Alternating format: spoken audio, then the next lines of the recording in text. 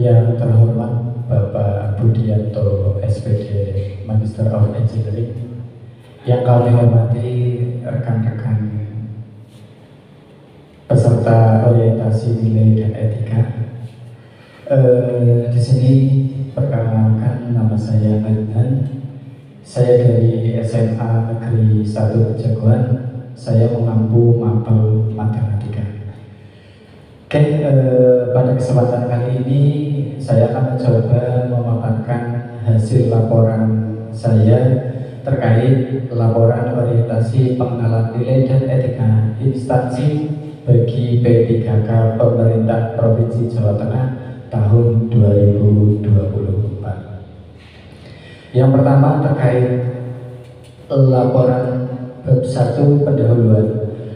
Latar belakangnya ini terkait dalam rangka untuk meningkatkan kapasitas kemampuan P3K baru di lingkungan Provinsi Jawa Tengah. Terus kemudian yang kedua, maksud dan tujuan dari orientasi ini, yang pertama maksudnya adalah untuk pengenalan tugas dan fungsi ASN khususnya untuk P3K, serta pengenalan nilai dan etika pada instansi pemerintah.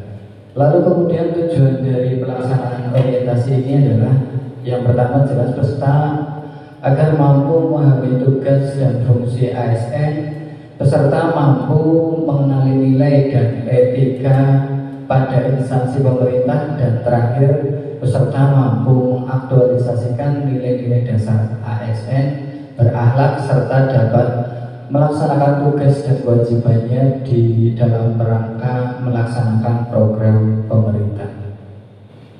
Kemudian yang kedua, visi dari Provinsi Jawa Tengah sama seperti yang sudah rekan-rekan sampaikan tadi, Jawa Tengah yang mandiri, maju, sejahtera, dan lestari.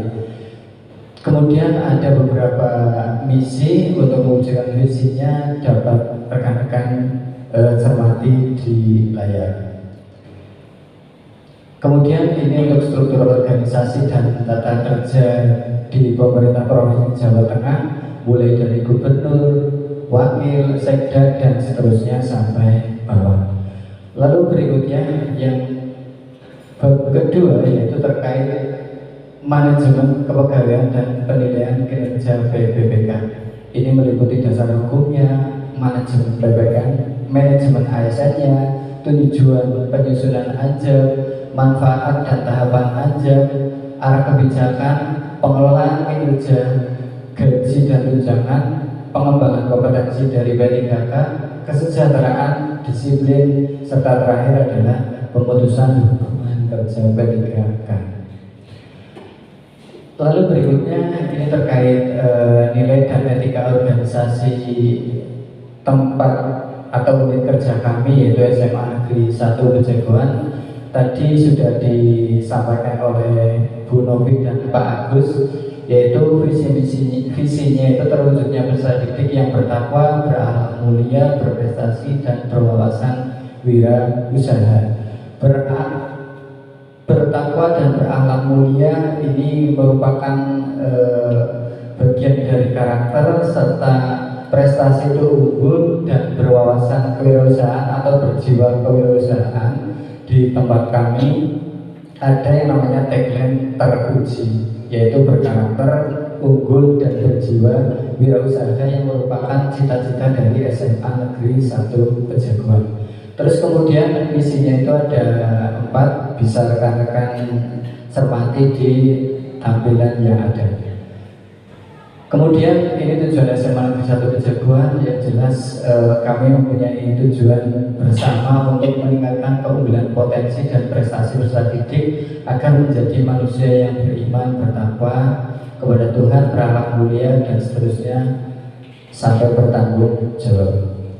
Kemudian ini SOTK di tempat kami, kepala sekolahnya Ibu Erna Unggul Laila, dan seterusnya dibantu oleh 4 waka, yaitu waka kurikulum, kesiswaan, sarana prasarana, dan humas.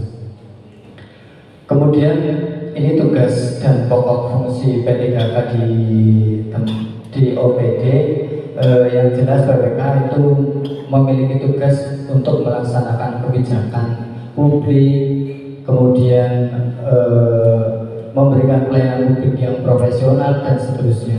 Kemudian fungsi PPK di OPD itu meliputi fungsi instruksional, yaitu membuat perencanaan terkait program pengajaran, melaksanakan program yang telah disusun, membuat penilaian dan seterusnya. Kemudian yang berikutnya terkait rencana hasil kerja saya. Tadi rekan-rekan sudah memaparkan terkait apa sih rencana hasil kerja.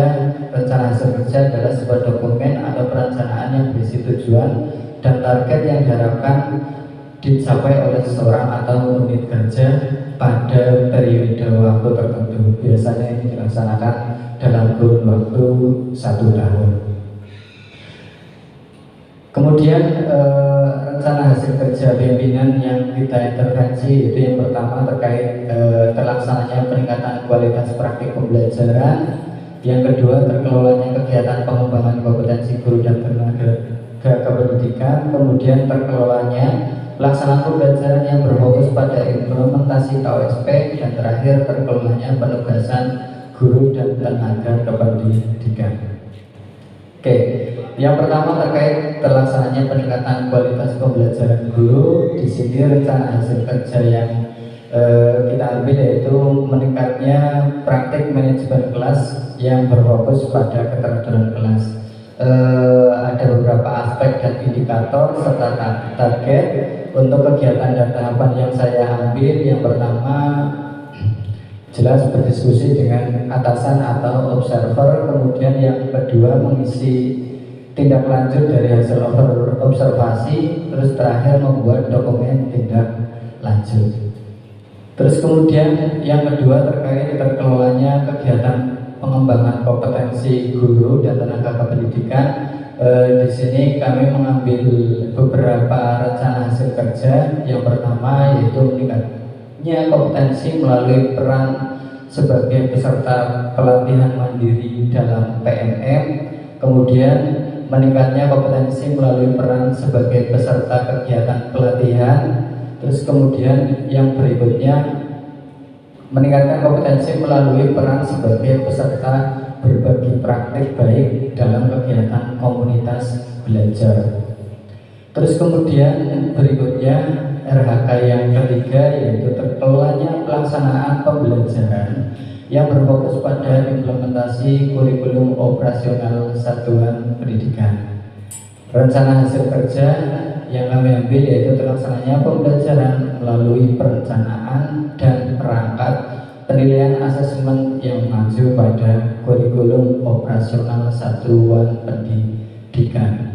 Kegiatan dan tahapan yang kami lalui yang jelas pertama kami menyiapkan perangkat pembelajaran seperti agenda mengajar, data hadir, dan data nilai siswa. Yang kemudian yang kedua kami melaksanakan pembelajaran, berikutnya kami melaksanakan asesmen dan analisis penilaian.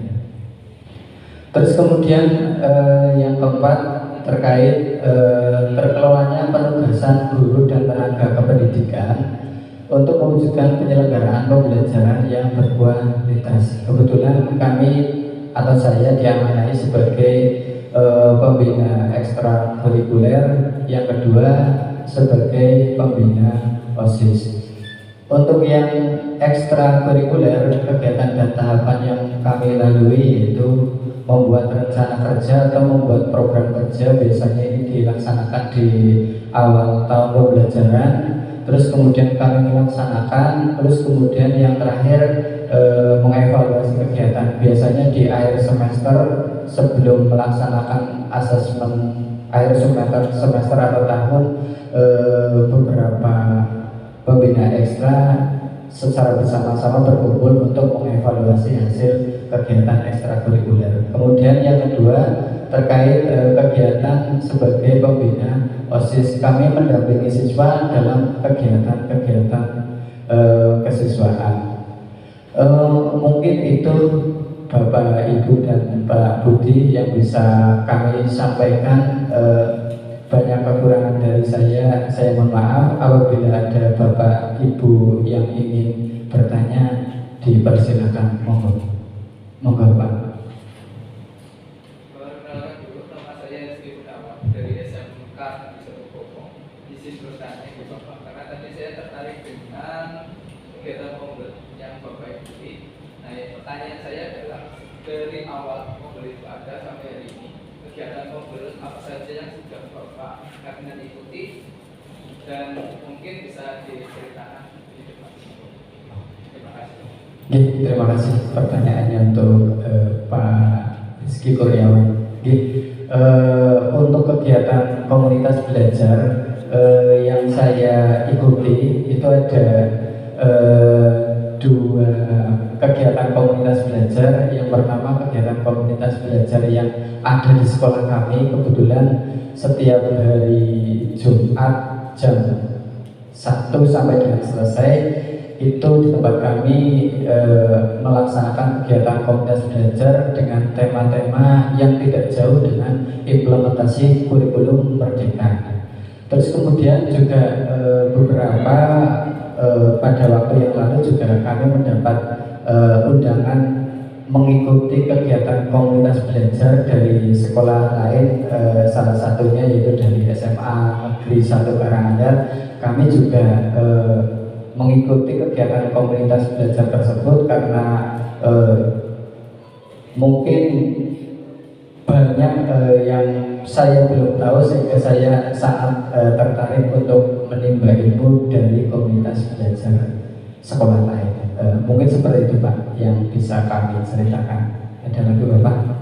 Oh iya Pak, terima kasih. Ada yang lain mungkin dari teman-teman? Atau mungkin dari Pak Budi, banyak saran dan masukan dari Bapak, kami mohon arahannya. Mohon Pak. Ya, terima kasih Pak dan sama Pak Rizky.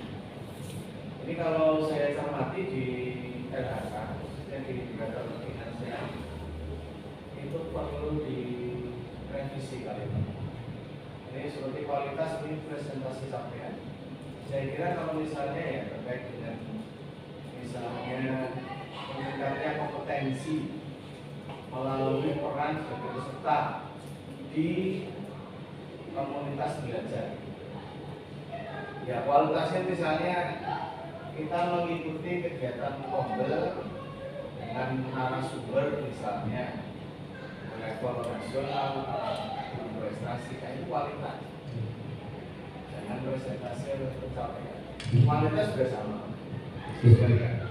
Terima kasih Bapak atas saran dan masukannya, itu menjadi catatan kami agar nanti kami perbaiki kembali. Mungkin cukup itu yang dapat saya sampaikan terkait pemaparan laporan seminar pada kesempatan siang hari ini. Banyak salah dan keliru dari saya mohon maaf. Akhir kata, Assalamualaikum warahmatullahi wabarakatuh.